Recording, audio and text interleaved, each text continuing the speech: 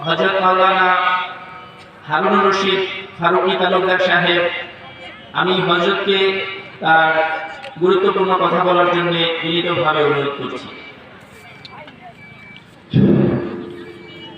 আসসালামু আলাইকুম ওয়া রাহমাতুল্লাহি ওয়া বারাকাতুহু।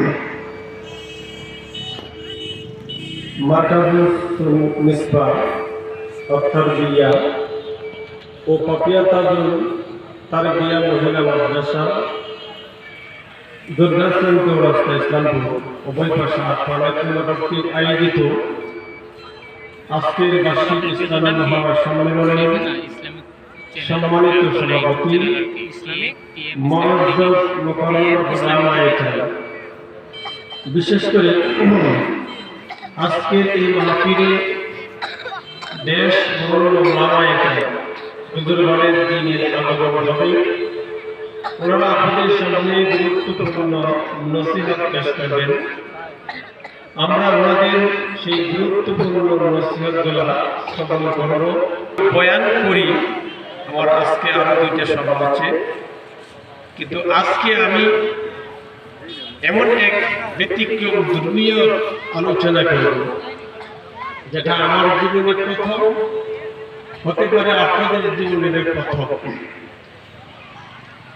আমি জমিয়তে উলামা ইসলাম বাংলাদেশ কর্তৃক আমি মনোনয়ন পেয়েছি, মার্কাটা খেজুর গাছ। আপনারা শুনেছেন ঘোষকের জবান থেকে আমি কেন্দ্র উপজেলা পরিষদের ভাইস চেয়ারম্যান পদে নির্বাচন করেছিলাম।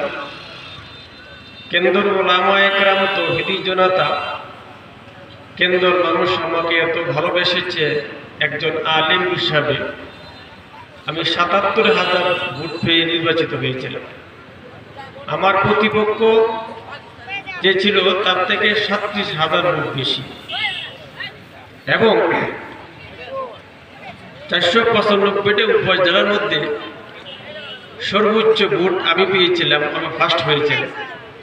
এত ভালোবাসা কেন্দ্রের জনগণ আমাকে দিয়েছিলেন, কারণ আমি একজন শিক্ষক, ২৫ বছর আমার শিক্ষকতার বয়স।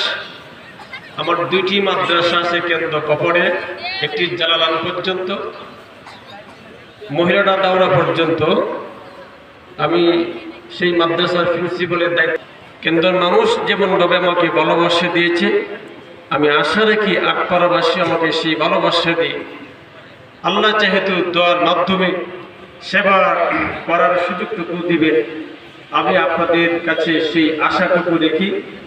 যদি আল্লাহ তৌফিক দিয়ে যদি আপনাদের সামনে পড়া আসি সুযোগ হয়, সেই সুযোগে আপনারা আমাকে আশা করি সেই কেন্দ্র আটপাড়ার সেবাটুকু করার সুযোগ করে দিবেন। আপনাদের সকলের কাছে এই আশা রেখে দোয়া চেয়ে সকলের সুস্বাস্থ্য কামনা করে সকলকে ধন্যবাদ জানিয়ে আমি আমার সংক্ষিপ্ত বক্তব্য শেষ করলাম। আসসালামু আলাইকুম ওয়া রাহমাতুল্লাহি ওয়া বারাকাতুহু।